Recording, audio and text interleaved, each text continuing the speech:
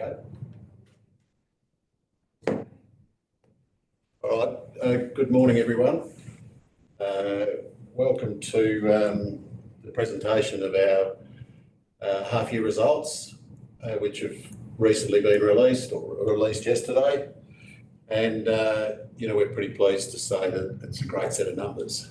But looking forward to presenting that to everyone. With me, I've got Andy Baldwin, who is our interim CFO.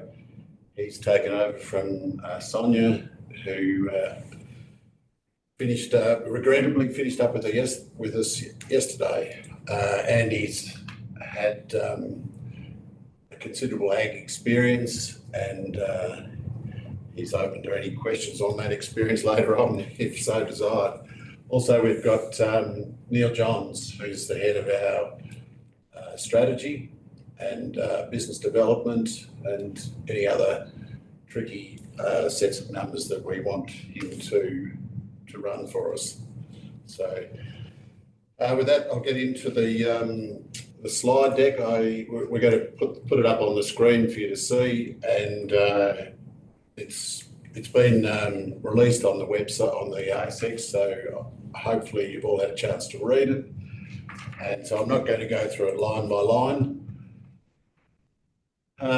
This first slide, I think most have seen it a number of times before. It just highlights the footprint of Namoi Cotton, and we've got a network of 10 gins, as well as the warehouse and packing facilities, and also, which is an arrow that we could add to that, which points up into the far north west corner of West Australia, which Neil will touch on later on, with our recent joint venture or partnership with the Kimberley Cotton Company and development of the Kununurra gin. The business highlights. Well, it's pretty pleasing to be able to present these highlights, because it's really a vote of confidence in the business and the team and everything that we've set out to achieve, and then the end result is these numbers. So, pleasingly, in an above average season, we've ginned close to 1.02 million bales. The EBITDA is up 7 million to 26.9. The profit before tax is up 5.2 to 16.8, and we've been able to reduce our debt by 13.7 million. And overriding all of this, we've done this safely, and we've been a key focus of the whole business is not only profitability, but it is to do it safely. And I'm really pleased to say that the team, the culture, the whole Namoi focus is about delivering a profitable and safe, or a safe and profitable outcome for all the stakeholders.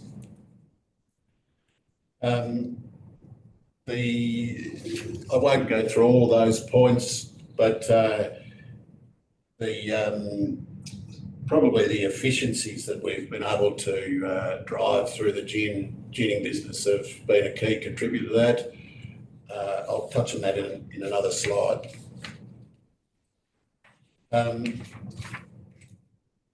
The safety, if we go, so we've had a 40% reduction in our LTIFR. That's a huge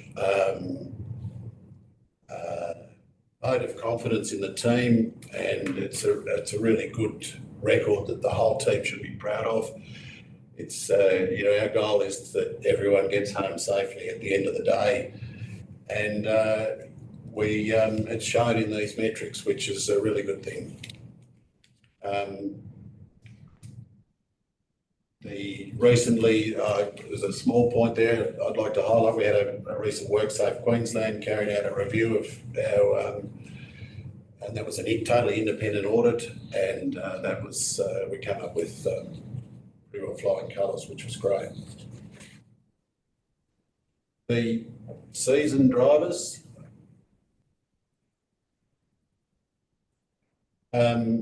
This season just gone, which is the 2023 production season, the Australian crop was 5.5 million bales. There was 3.2 million bales in our catchment area, which was down 10% on average on the previous season. But I'm pleased to say we were able to increase our share of those catchment area, the available bales, and I think Andy will touch on that a little bit later. The 23 season was pretty kind to us in that it was good quality, great growing conditions, and it was pretty well a return to normal conditions. And we had really good cotton growing conditions. The new varieties of cotton have enabled growers to get even better yields, and the higher yields means that there's more cotton for Namoi cotton to gin or to access. So that, coupled with our increase of efficiency, has enabled us to pick up more share of the bales out there, and that translates to increased profitability. We had minimal supply chain disruptions, which, those of you that were long-term shareholders remember to last year, it was completely the opposite. We had everything against us last year with supply chain disruption globally.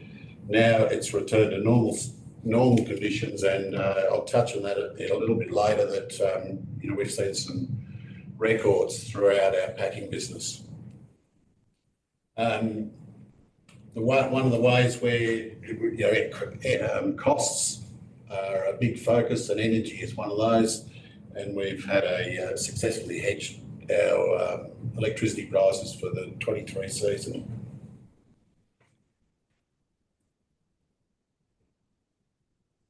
So the drivers for all of this, pretty well, the ginning business, the 4PP upgrades that we've talked about over the last few years have driven increased throughput, increased efficiency, and most of our gins broke records this year of volume per day and total volume ginned, which is a fantastic effort, a great effort of the team, and a great affirmation of the 4PP upgrades.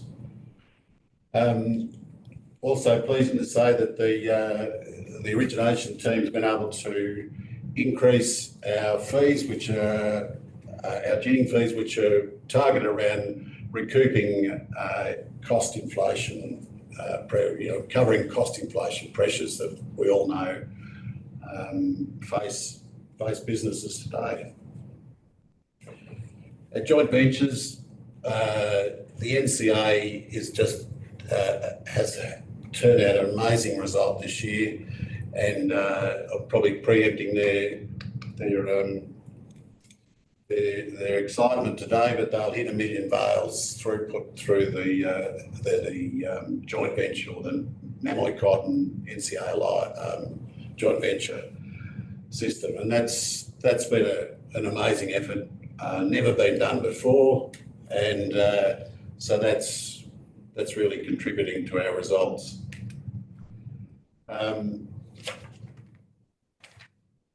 That's probably. I'm happy to take questions on all of that later on, but I'll hand over to Andy and he can drill down on a few of the finer points of the numbers. Thanks, Tim. Okay, moving on to the financial area. The first slide is showing some of the volumes that we've achieved this year. The graph on the left-hand side there is showing the history of the total gin volumes.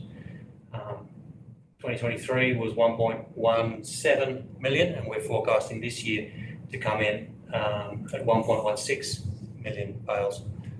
So virtually the same number. The table at the top of the right hand column is very much what Tim has already been through. The crop this year has been lower than previous years.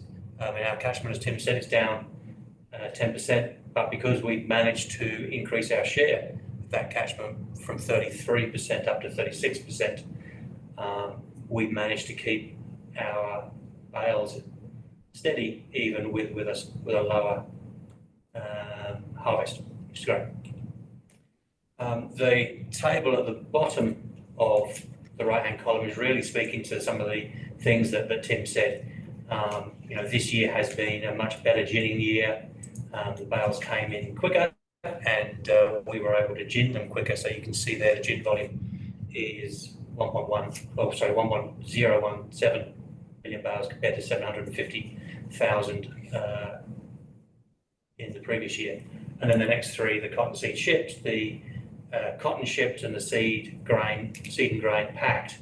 Those numbers are up significantly on previous years, and that again reflects the conditions, but also the much improved supply chain conditions, and that's really what's driven the joint venture profits that Tim was talking about earlier. Next slide, please.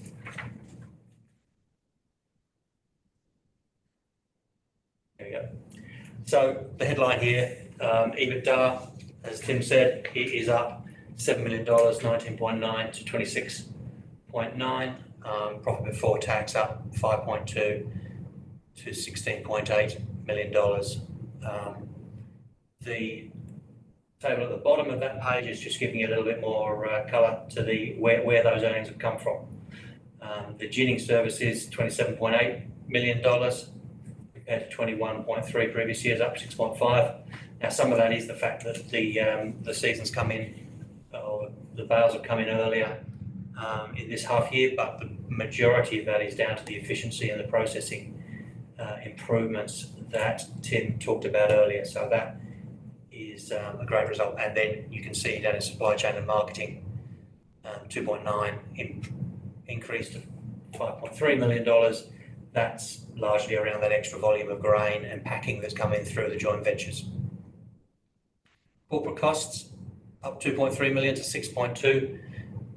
All of those costs increases are predominantly all to do with the strategic review, which Tim will talk about, and also the transition of CEOs. Obviously, all of those costs are one-off, so that will reset what our costs are for next year. And obviously, we have the benefit of a new, fresh set of eyes in Tim as CEO. So when we go through our budgeting process, we're going to take a good hard look at what we need, and we'll strive to get to a lower budget for the corporate costs for the upcoming year, FY25.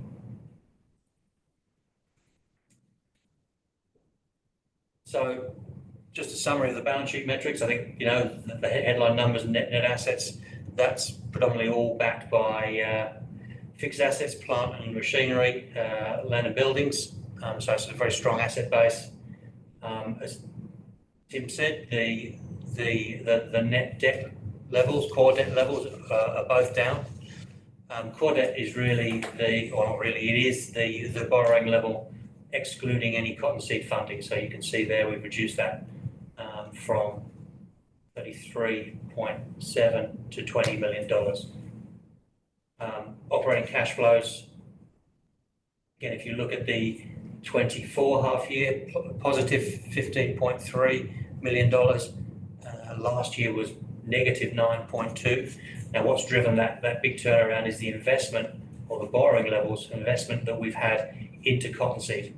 Last year there was a lot of cottonseed inventory at the half year for all the supply chain reasons we talked about. And that's been a real turnaround this year. We've been able to move the cottonseed inventory through much quicker, which has turned us around to a positive cash flow position.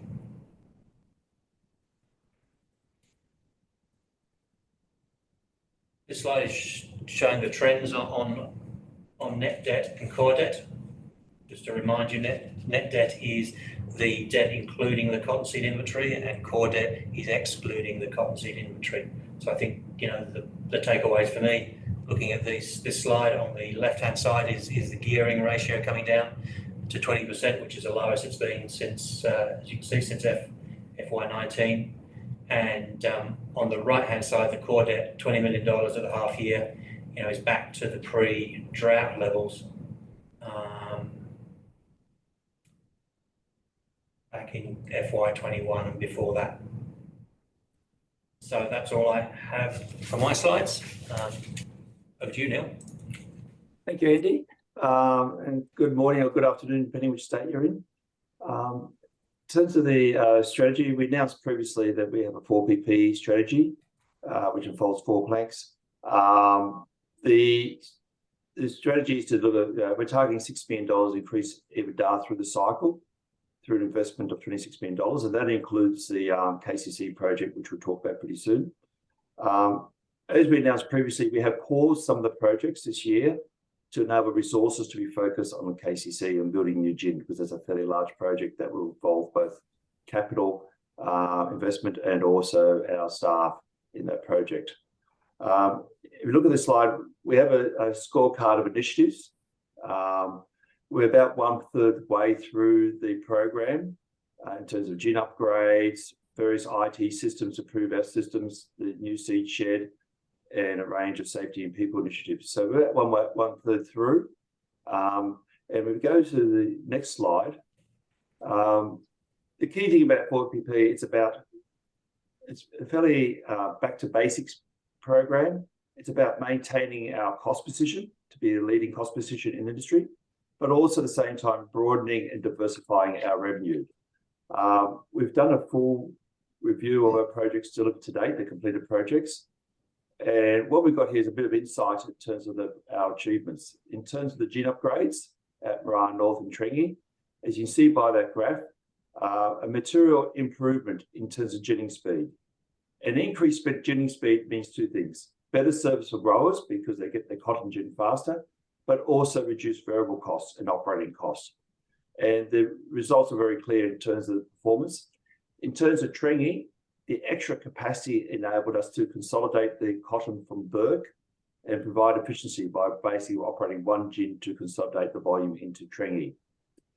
On the right-hand side, we're looking at co-products. So this is about getting more revenue and broadening our revenue base.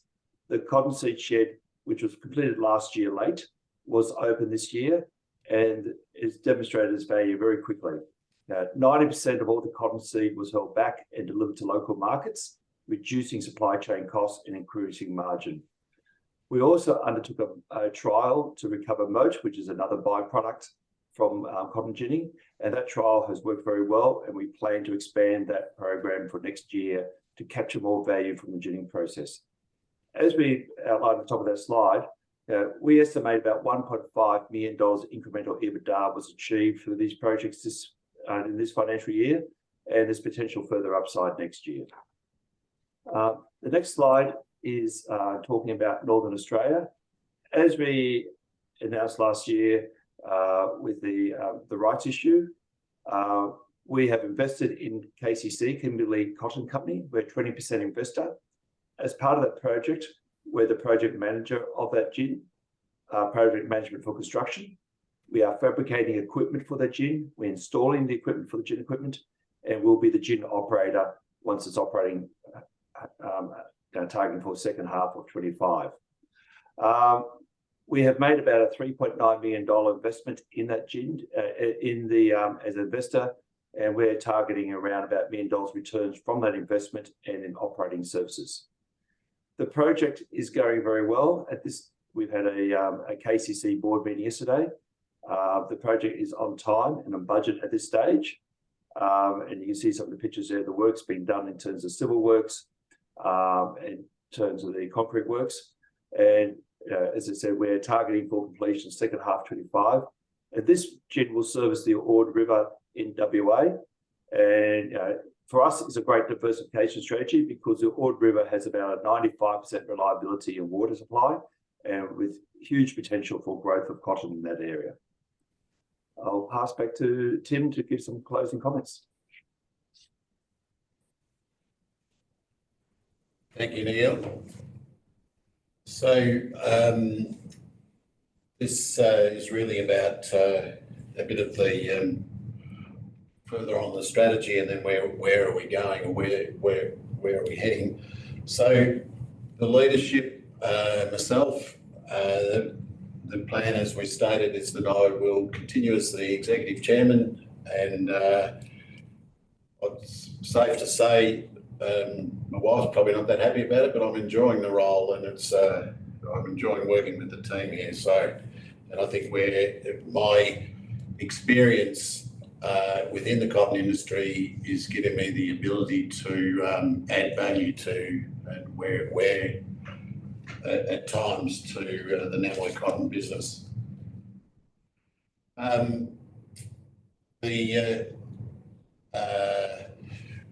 Our primary focus at the moment is the next season. So we've just finished a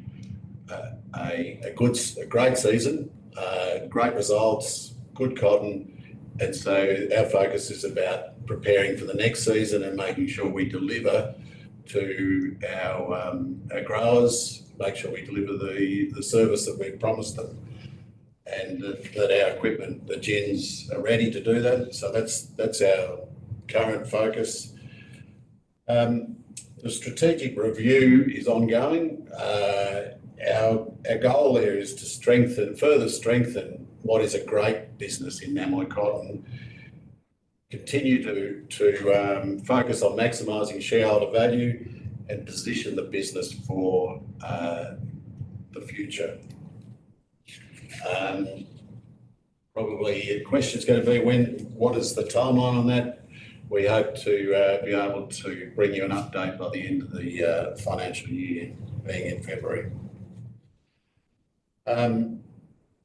The focus has been over the last short period, is reducing our corporate and overhead costs, and we continue to focus. Andy touched on that earlier on. That continues to be our focus into FY25. We're focused on increasing our revenue by increasing our ginning fees and trying to recoup some of the cost inflation that's been happening, particularly through the COVID and over the last few years. And most people are aware of the direct cost, the direct impact to the whole economy on that, and Namoi is no different to that. The 4PP, as Neil, I'm not going to go over that, but recently going up, I was in Kununurra last week, and that's a really exciting project that we're involved in, where we're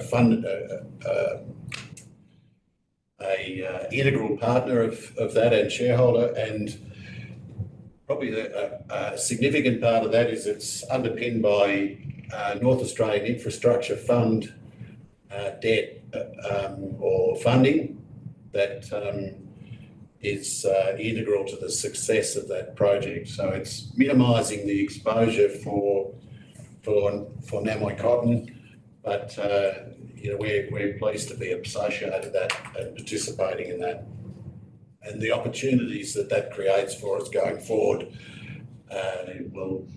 Who knows what they might be, but we're involved in it, which is great. Probably lastly on that, we announced yesterday as well that the relationship with the CBA has been strengthened. We've renewed our banking facilities through to 2026, and that's given us additional headroom and flexible terms that will help us manage any variability in the future seasons. But I'd like to take this opportunity to thank the CBA, and they've been a big supporter of Namoi Cotton, and it's great to renew that relationship, or reaffirm that relationship. So looking forward, there's a lot of noise about El Nino. That's pleasingly for any of those that are growing, and pleasingly for Namoi. There's a most recent Bureau outlook is that it may be weakening, so who knows? But the best outlook is that the northern valleys, which we have a number of gins in, will be impacted marginally or to a lesser or greater extent, depending on where you are. And but the southern valleys, the Lachlan and the Murrumbidgee, have got very secure water and a very good outlook. They've had great planting conditions, and the outlook down there looks really good. The Cotton Compass forecast that was released recently has pegged the 24 crop at 4.4 million bales. That's the best estimate we've got at this stage. That can vary upwards if we get rain between now and the middle of December. So we're not really prepared to call that too closely until we actually get more line of sight on the rain. And if anyone knows that, please give me a call and fill me in. So that's our best forecast for the upcoming year is between 0.8 and 1 million bales. So that'll be a bit above average for the Namoi cotton business. And the graph on the side is one you've probably seen before, but it gives you an indication of the available water in the public dams, and it's graphed against the historic volume of Namoi bales, and it's the throughput of the Namoi gins, and it's pretty closely correlated. So that's the end of our formal presentation, and I'll just open it up for any questions if anyone would like to ask questions.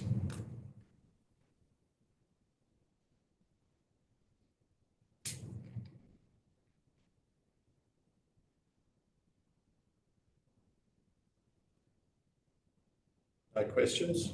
There is a question and answer tab, should be on the bottom of your screen. So if you do have a question, you can type it in there, or simply raise your hand and I can open your microphone to talk.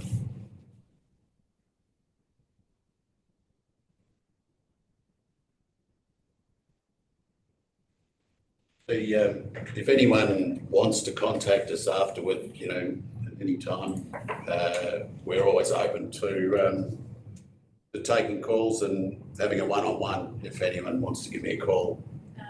There is a question. Ronnie Chalmers has asked, what is a realistic corporate cost going forward? i.e. in FY25? Andy or Neil? As Tim said, this is my first day on the job, so I'm not going to go. I'm not going to go too high on this. Certainly, we should be aiming, I think, to get back to what the levels of 22 were. How much we can get below that is going to be the question. But I think, with Tim restating the priorities, at least in terms of what the corporate area does, our aim is to be lower. But at the moment, I don't think we have the information to say any more than that. Probably safe to say there's a focus on, and it's trying to keep it simple and uncomplicated.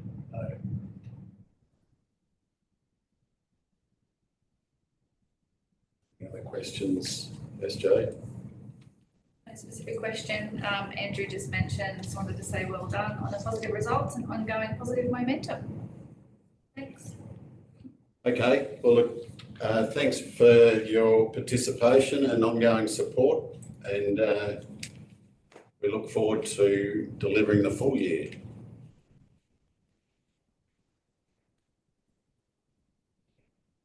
Thank you. Thank you. Thank you, everyone.